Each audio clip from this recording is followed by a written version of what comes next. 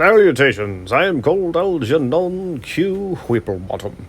It is with great reverence that I serve as your guide on this telegenic offering which aims to celebrate that most significant of mankind's achievements, the child's plaything, colloquially known as the toy.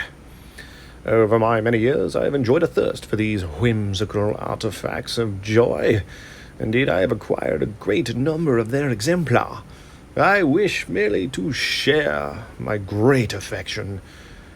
Join me, won't you, on our journey as I have the spectacular pleasure of introducing our next exhibit. I give you Spider-Man.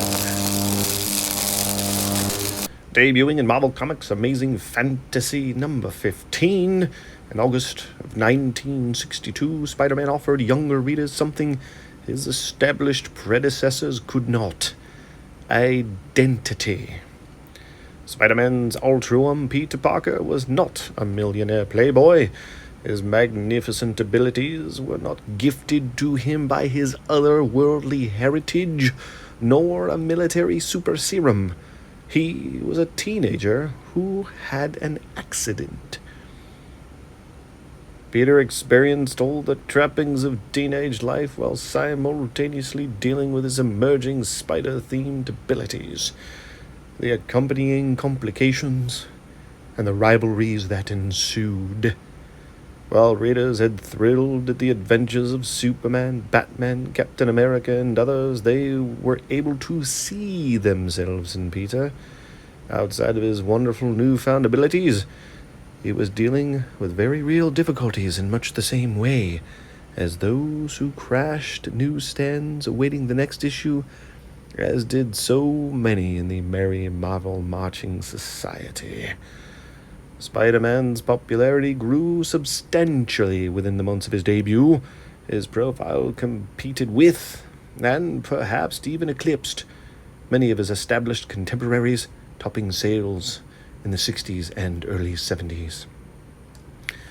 Spider-Man quickly found his way to television screens. An unforgettable catchy pop theme kicked off his first venture into the world of animation. Years later, Spider-Man was given a shot at live-action television. In 1977, Nicholas Hammond owns the distinction of being the first to wear the Spider-Man costume on screen in CBS's production of The Amazing Spider-Man. The costume itself very closely resembled that which appeared in the pages of the comics, and was about as good as could have been expected given the time period in which it was produced. However, the costume was almost the only recognizable aspect that followed Spider-Man into his first live-action attempt. Outside of J. Jonah Jameson, the ill-tempered editor of the Daily Bugle, no other character of note from the pages of Marvel's Spider-Man comics were cast alongside Hammond's Spider-Man. Meaning, none of the memorable rogues gallery of villains ever appeared in the television series, explaining its short life. Oh, I do so love the term rogues gallery. While Spider-Man continued to enjoy a healthy existence in animation, it would be nearly a quarter century before Spider-Man would again see life as a live-action character on screen. In 2002, Spider-Man truly arrived as a bona fide box office powerhouse. Actor Tobey Maguire was cast as the web slinger, and this time, all the wonderful elements that made readers fall in love with Spider-Man some 40 years earlier were in tow. Most notably, Spider-Man's arch nemesis, the Green Goblin, played devilishly by Willem Dafoe. In the nearly 20 years since his first foray onto the silver screen, there have been 2 sequels, another 2 films with Andrew Garfield. Presently, Tom Holland has brought Spider-Man to the Marvel Cinematic Universe. As triumphant an endeavor as there ever has been in franchise filmmaking.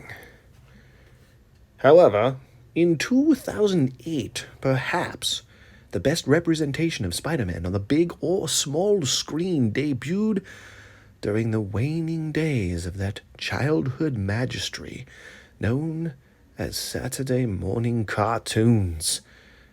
The spectacular Spider-Man ran for 2 seasons and managed to present all that Steve Ditko used to make Spider-Man so special.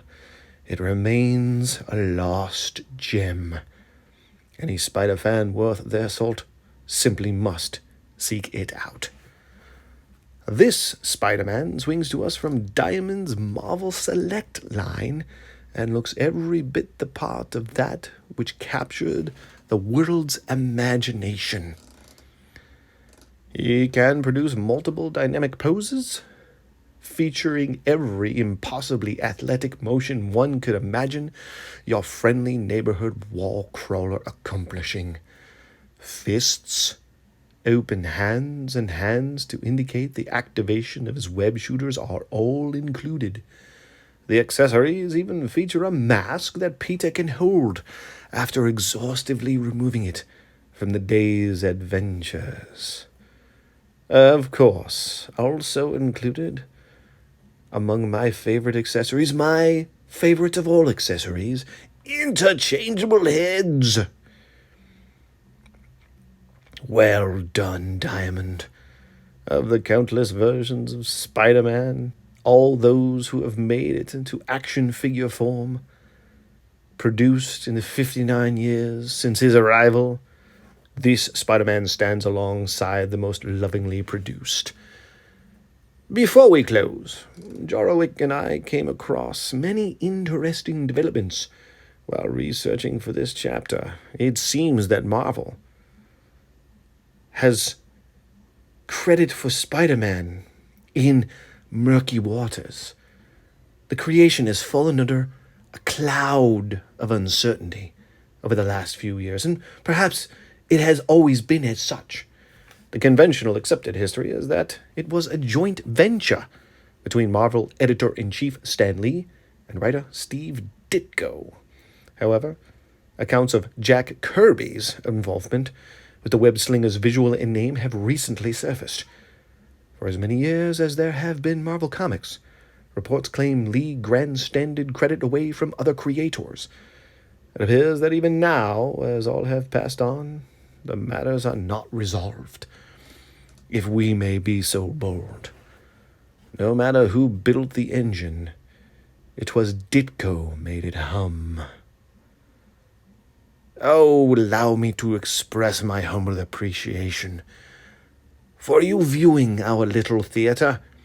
Do be so kind and like and subscribe. Until then, we shall dim the lights.